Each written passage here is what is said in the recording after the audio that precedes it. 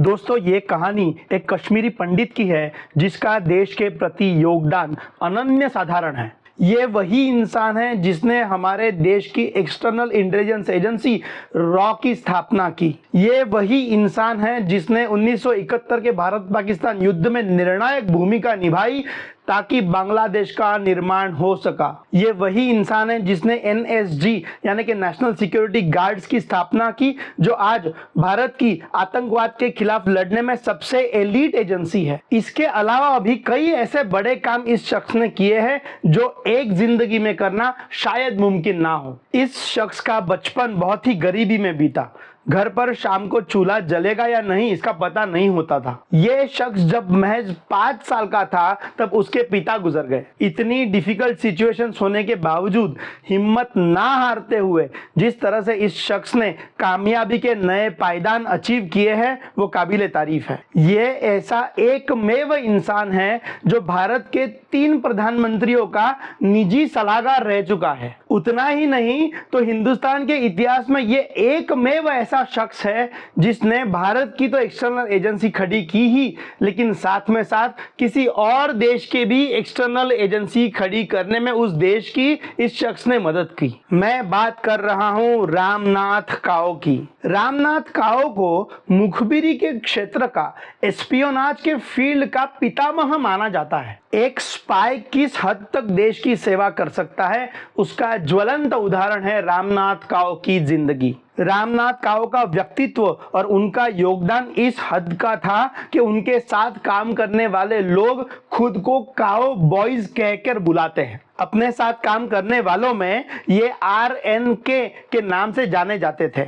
RNK का जन्म हुआ 10 मई 1918 बनारस में। इनके पिता द्वारिकानाथ काओ उत्तर प्रदेश सिविल सर्विसेज के अंदर डेप्यूटी कलेक्टर थे। जब RNK 5 साल के थे तब उनके पिता की मौत हो गई। पिता के जाने के बाद मानो के पूरा परिवार टूट सा गया था। पिता के मरने के बाद RNK, उनका छोटा भाई और उनकी माँ शिफ्ट हो गए बड़ौदा उनके चाचा के घर। जब चाचा का बिजनेस घाटे में आया तो उन्हें वापस बनारस शिफ्ट होना पड़ा। इलाहाबाद यूनिवर्सिटी से उन्होंने इंग्लिश लिटरेचर में MA कंप्लीट किया और साथ ही साथ कॉम्पिटिटिव एग्जाम्स की तैयारी भी शुरू की। पैसे की तंगी बढ़ती जा रही थी। एक वक्त तो ऐसा आया था कि RNK की माँ ने उन्हें पढ़ाई छोड़कर जॉब चालू करने के लिए कह दिया था, लेकिन RNK अपनी पढ़ाई कंटिन्यू करने पर अड़े रहे। मार्च 1940 में RNK सिविल सर्विसेज का एग्जाम क्लियर कर चुके थे और उनकी पोस्टिंग IP में की गई थी। IP यानी कि इंडियन पुलिस। आज की जो IPS सर्विस है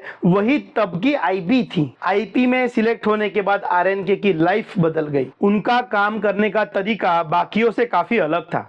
उनके रिजल्ट ओरिएंटेड एटीट्यूड की वजह से बहुत ही जल्द वो IP के सीनियर ऑफिसर्स की नजर में आने लगे। महज 7 साल में 1947 में रामनाथ काओ का काम देखते हुए उन्हें IP से IB में शिफ्ट किया गया। IB यानी कि इंटेलिजेंस ब्यूरो। इंटेलिजेंस ब्यूरो यानी कि IB उस वक्त भारत की एकमात्र इंटेलिजेंस एजेंसी थी जो domestic as well as international intelligence का काम करती थी। IB में आते ही महज 2 सालों में RNK को प्राइम मिनिस्टर और फॉरेन डेलीगेट्स के सिक्योरिटी का इंचार्ज बनाया गया। महज 32 साल की उम्र में प्राइम मिनिस्टर के सिक्योरिटी की जिम्मेदारी शायद ही किसी ऑफिसर को मिली होगी। RNK अपने आप को हर मुकाम पर साबित कर रहे थे और आगे बढ़ रहे थे। बहुत ही जल्द वो प्राइम मिनिस्टर जवाहरलाल नेहरू के भरोसेमंद बन चुके थे। 1955 में एक घटना हुई। इंडोनेशिया में आफ्रो एशियाई कॉन्फ्रेंस का आयोजन किया गया था।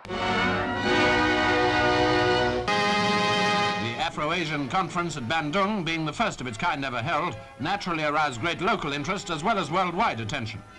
चाइनीज गवर्नमेंट ने अपने डेलीगेट्स को इंडोनेशिया ले जाने के लिए इंडियन एयरलाइंस का एक प्लेन बुक किया था जिसका नाम था कश्मीर प्रिंसेस। ये प्लेन 10 अप्रैल 1955 के दिन मुंबई से फ्लाई हुआ और हांगकांग जा पहुंचा, जहां से सारे चाइनीज डेलीगेट्स हांगकांग से इंडोनेशिया जाने वाले थे। उस वक्त चीन के प्रीमियर थे झोउ इनलाई। झोउ इनलाई भी इसी प्लेन से इंडोनेशिया पहुंचने वाले थे। 11 अप्रैल 1955 के दिन कश्मीर प्रिंसेस ने हांगकांग के काई टाक एयरपोर्ट से उड़ान भरी इंडोनेशिया की राजधानी जकार्ता के लिए। लेकिन इंडोनेशिया के नटूना आइलैंड्स पर यह प्लेन क्रैश हो गया। 11 पैसेंजर्स और 5 क्रू मेंबर्स की मौत हो गई। 3 क्रू मेंबर्स बच गए। प्लेन में मुंबई से हांगकांग पहुंचने तक कोई खराबी नहीं थी। चीनी गवर्नमेंट को यह डाउट हो रहा था कि इस प्लेन को जानबूझकर क्रैश करवाया गया है। फॉर्चुनेटली उस प्लेन पर चाइनीज प्रीमियर झोउ इनलाई नहीं थे, इसीलिए वो बच गए। चाइनीज गवर्नमेंट ने इस घटना की जांच करने के लिए एक जॉइंट कमिटी बनाने की रिक्वेस्ट की प्रधानमंत्री नेहरू जी से। पंडित नेहरू ने अपने सबसे भरोसेमंद अफसर को इस मिशन के लिए भेजा। रामनाथ काओ। इंडियन, ब्रिटिश और इंडोनेशियन एजेंसीज की तरफ से इस घटना की अगले कई महीनों तक जांच की गई। रामनाथ काओ हांगकांग शिफ्ट हो चुके थे। उनकी बारीकी से की हुई जांच के अंदर से एक बहुत बड़ा राज बाहर आया। इन्वेस्टिगेशन से पता चला कि जब प्लेन हांगकांग में था तब उसके ऊपर बॉम्ब प्लांट किया गया था। यह बॉम्ब चाओ नाम के एक शख्स ने प्लांट किया था, जो कि KMT का एजेंट था। KMT ताइवान की रूलिंग पॉलिटिकल पार्टी थी और उनका टारगेट चाइनीज प्रीमियर को मारना था। प्लेन जब हांगकांग में था तब प्लेन के इंजन नंबर 3 के नीचे यह बम प्लांट किया गया था। RNK की इन्वेस्टिगेशन से चीनी प्रीमियर बहुत ही प्रभावित हो चुके थे। उन्होंने एक स्पेशल अप्रिसिएशन लेटर RNK के लिए लिखा और वो प्रधानमंत्री नेहरू जी को भेज दिया। 1957 में RNK के पास एक ऐसी अपॉर्चुनिटी आ चुकी थी जिसने RNK को अलग लीग में लाकर खड़ा कर दिया। RNK प्रधानमंत्री नेहरू के सिक्योरिटी इंचार्ज थे, इसीलिए कई बार उन्हें नेहरू जी के साथ इंटरनेशनली ट्रैवल करना पड़ता था। 1957 में कॉमनवेल्थ प्राइम मिनिस्टर्स कॉन्फ्रेंस के लिए RNK नेहरू जी के साथ लंदन गए हुए थे। हाल ही में अफ्रीकन देश घाना आजाद हुआ था और वहां पर डेमोक्रेटिकली इलेक्टेड गवर्नमेंट प्रस्थापित हुआ था। घाना के प्राइम मिनिस्टर भी लंदन आए हुए थे। उन्होंने नेहरू जी से एक स्पेशल रिक्वेस्ट की। उन्हें अपने देश की खुफिया एजेंसी तैयार करनी थी और इसी के लिए उन्हें भारत के सपोर्ट की जरूरत थी। ये जिम्मेदारी बहुत ही बड़ी थी। भारत किस तरह से घाना की एक्सटर्नल इंटेलिजेंस एजेंसी बिल्ड करने में मदद करता है, इस पर पूरी दुनिया के इंटेलिजेंस एजेंसीज की नजर थी। पूरे देश की साख दांव पर लगी हुई थी। अगर ये जिम्मेदारी फेल होती तो पूरी दुनिया में यह मैसेज जाता कि भारत की खुद की इंटेलिजेंस एजेंसी कमजोर है, और अगर ऐसा होता तो यह भारत के नेशनल सिक्योरिटी के लिए सबसे बड़ा खतरा साबित हो सकता था। ऐसे सेंसिटिव ऑपरेशन के लिए प्रधानमंत्री नेहरू जी ने चुना RNK को। RNK की लाइफ का यह सबसे बड़ा एक्सपीरियंस था और उन्होंने अपनी पूरी काबिलियत इस ऑपरेशन के लिए झोंक दी। 3 स्टेजेस में इस ऑपरेशन को एग्जीक्यूट करना तय हुआ। स्टेज 1 के अंदर 3 हफ्तों के लिए इंडियन ऑफिसर्स घाना जाएंगे और ऑन ग्राउंड तैयारी की इंस्ट्रक्शंस देंगे। स्टेज 2 में घाना के 2 ऑफिसर्स घाना से इंडिया आएंगे और इंडियन इंटेलिजेंस ऑफिसर्स उन 2 घानियन ऑफिसर्स को ट्रेन करेंगे। आगे जाकर इन्हीं 2 घानियन ऑफिसर्स के अंदर का एक घाना के एक्सटर्नल इंटेलिजेंस एजेंसी का चीफ बनेगा। और स्टेज 3 में इंडियन ऑफिसर्स घाना जाएंगे और कुछ महीनों के लिए वही रहेंगे ताकि on ground intelligence agency actual में सेटअप की जा सके।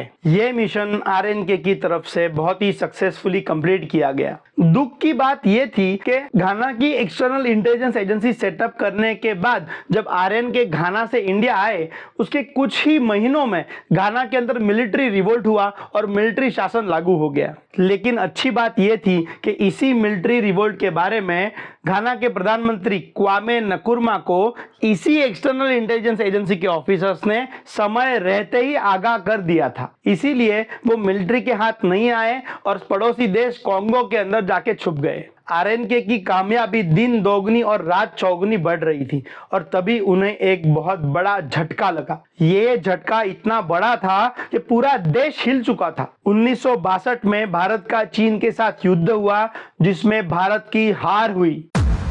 भाइयों, बहनों, साथियों और हम वतनों, हमारे सीमा पर जबरदस्त हमले चीनी फौजों ने किए हैं और करते जाते हैं। जहां के एक बहुत ताकतवर दुश्मन जिसको ज़रा फिक्र न शांति की थी न शांति के तरीक़ों की। सबसे पहली उंगली इंटेलिजेंस पर उठी थी। इंडियन गवर्नमेंट को रियलाइज हो चुका था कि आईबी के अलावा एक separate specialised external intelligence agency की सख्त जरूरत है जो दुश्मन देशों पर ही नजर रखे। एक ऐसी एजेंसी जो अपना पूरा ध्यान दुश्मन देशों पर रखे, वहां से सेंसिटिव डेटा कलेक्ट करे, फॉरेन कंट्रीज के अंदर एसेट्स बनाए और जरूरत पड़ने पर कोवर्ट ऑपरेशंस को भी बिहाइंड द एनिमी लाइंस अंजाम दे। दो नई इंटेलिजेंस एजेंसीज बनाई गई, एविएशन रिसर्च यूनिट ARC और special frontier force SFF। Ramnath Kao को ARC का हेड बनाया गया। ARC अमेरिकन गवर्नमेंट के सपोर्ट से बनाया गया था। ओडिशा के चारबत्तिया एयरपोर्ट पर यूएस की तरफ से 8 बड़े C-46 एयरप्लेन्स और 4 छोटे प्लेन्स भेजे गए थे। ARC का प्राइमरी टास्क था चीन पर निगरानी रखना। तिबेट और जिंगजियांग के रीजन्स पर प्लेन से नजर रखी जा रही थी। प्लेन से मिलने वाले डेटा पॉइंट्स को RNK की तरफ से बहुत ही बारीकी से एनालाइज किया जा रहा था और एक बहुत बड़ी खबर उनके हाथ लगी। वेस्टर्न चाइना में लोप नूर नाम की जगह पर चाइना की सीक्रेट न्यूक्लियर टेस्टिंग फैसिलिटी थी जहां पर न्यूक्लियर टेस्ट की तैयारियां शुरू हो चुकी थी। RNK की यह खबर सही निकली। 16 अक्टूबर 1964 के दिन उसी साइट पर चाइना की तरफ से न्यूक्लियर टेस्ट किए गए। इसी बीच एक बड़ी घटना हुई। 27 मई 1964 के दिन पंडित जवाहरलाल नेहरू का स्वर्गवास हो चुका था। एक तरफ इंडियन आर्मी 1962 के सदमे से उभरी नहीं थी, तो दूसरी तरफ पंडित नेहरू के जाने से भारत के अंदर पॉलिटिकल वैक्यूम क्रिएट हो चुका था। पाकिस्तान ने इस सिचुएशन का फायदा उठाना चाहा और बेवजह अगस्त 1965 में भारत के खिलाफ जंग छेड़ दी। लेकिन पाकिस्तान का अंदाजा गलत निकला। इंडियन आर्मी ने पाकिस्तान को बुरी तरह से हराया। पाकिस्तानी आर्मी का और उनकी इकोनॉमी का बहुत बड़े पैमाने पर नुकसान हुआ था। पूरे भारत में खुशी की लहर दौड़ रही थी, लेकिन जीत की खुशी के साथ साथ एक फेल्यूर भी हुआ था जिसके बारे में आम जनता को खबर नहीं थी। 65 की लड़ाई में सबसे बड़ा फेल्यूर था इंटेलिजेंस का। भारत जंग जीत चुका था, लेकिन अगर इंटेलिजेंस की तरफ से सही तरीके से इनपुट्स दिए जाते तो यह जंग आधे समय में खत्म हो सकती थी और कैजुअलिटीज भी कम हो सकती थी। पाकिस्तानी सेना को हथियार यूनाइटेड स्टेट्स ऑफ अमेरिका यानी कि यूएसए की तरफ से बेचे जाते थे। ये मिलिट्री हार्डवेयर इंडियन आर्मी के मिलिट्री हार्डवेयर से कई ज्यादा सुपीरियर था, लेकिन उसमें एक खुफिया बात ये थी कि अमेरिकन हमेशा पाकिस्तानी डिमांड के आधे हथियार प्रोवाइड करते थे। यानी कि अगर पाकिस्तानी आर्मी की मिलिट्री हार्डवेयर की डिमांड उनकी 2 महीने की जरूरत पूरी करती हो तो अमेरिकन की तरफ से उन्हें सिर्फ 1 महीने के हथियार प्रोवाइड किए जाते थे। अगर ये इंटेलिजेंस इनपुट अगर इंडियन आर्मी को दिया जाता तो ये युद्ध बहुत ही पहले खत्म हो सकता था। उस वक्त के army chief general JN Chaudhary की तरफ से एक बहुत ही स्ट्रॉन्ग वर्डेड पेपर उस वक्त के डिफेंस मिनिस्टर YB चौहान को भेजा गया, जिसके अंदर इस घटना का जिक्र किया गया था। 65 की लड़ाई इंडियन इंटेलिजेंस के लिए एक वेकअप कॉल था। ARC अपना काम कर रही थी, लेकिन आखिरकार वो तो एक जॉइंट वेंचर था इंडिया और अमेरिका के बीच में। किसी भी देश का इंटेलिजेंस डिपार्टमेंट आउटसोर्स नहीं हो सकता। इसीलिए अब दिल्ली के पावर कॉरिडोर्स के अंदर एक इंडिजीनियस, स्पेशलाइज्ड और एडवांस एक्सटर्नल इंटेलिजेंस एजेंसी बनाने के ऊपर सीरियसली चर्चा होने लगी थी। इसी बीच एक बड़ी घटना हुई। 11 जनवरी 1966 के दिन प्रधानमंत्री लाल बहादुर शास्त्री जी का ताशकंद के अंदर देहांत हो गया। महज 2 सालों में भारत के 2 प्रधानमंत्रियों का देहांत हो चुका था। ऐसी विकट परिस्थिति में भारत के पॉलिटिकल लैंडस्केप के ऊपर पदार्पण हुआ श्रीमती इंदिरा गांधी जी का। शुरुआती दिनों में कांग्रेस के नेता इंदिरा गांधी जी को अंडरवेट मानते थे, लेकिन अपने निर्णयों से बहुत ही जल्द इंदिरा गांधी जी ने यह सबको बता दिया कि वो कोई पपेट प्राइम मिनिस्टर नहीं है और अपनी अथॉरिटी एस्टैब्लिश करना बखूबी जानती है। इंदिरा गांधी जी के सबसे भरोसेमंद लोगों में शामिल थे PN Haksar, principal secretary to the prime minister, Sam Manekshaw army chief और रामनाथ काव। इंदिरा गांधी जी को रामनाथ काव ने बहुत ही स्पष्ट शब्दों में बता दिया था कि जब तक भारत की खुद की एक्सटर्नल एजेंसी नहीं होगी तब तक बाहरी आक्रमणों का खतरा भारत पर हमेशा बना रहेगा। आरएनके ने एक डिटेल्ड नोट इसी सिलसिले में प्रधानमंत्री को सबमिट की थी। ये नोट आज भी क्लासिफाइड है। फाइनली इंदिरा गांधी ने रामनाथ काव को ग्रीन सिग्नल दे दिया एक specialised independent external intelligence agency बनाने के लिए। दो कंडीशंस प्राइम मिनिस्टर की तरफ से रखी गई थी।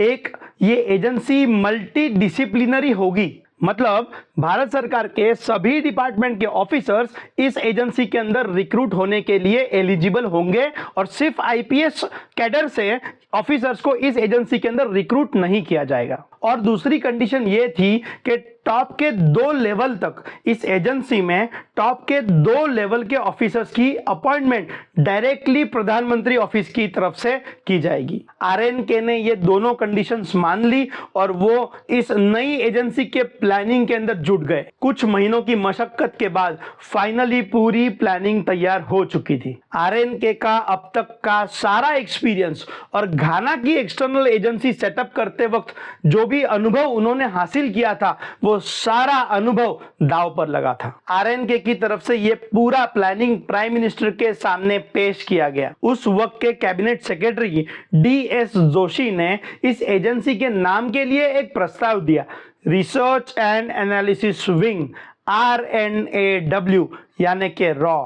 इसी तरह से इंडिया के एक्सटर्नल एजेंसी का नाम पड़ा रॉ। 21 सितंबर 1968 के दिन ऑफिशियली रॉ का निर्माण किया गया। रॉ के चीफ का डेजिग्नेशन होता है सेक्रेटरी और जूनियर ऑफिसर्स के डेजिग्नेशंस होते हैं अंडर सेक्रेटरी। रॉ के चीफ को कैबिनेट सेक्रेटरीट में शामिल किया गया और रॉ का डायरेक्ट रिपोर्टिंग प्राइम मिनिस्टर को दिया गया। सबसे महत्वपूर्ण बात यह थी कि रॉ को पार्लियामेंट्री ओवरसाइट से दूर रखा गया था, यानी कि पार्लियामेंट की कोई भी कमिटी रॉ के बारे में कोई भी सवाल नहीं पूछ सकती। राइट टू इंफॉर्मेशन एक्ट के अंडर रॉ नहीं आ सकता।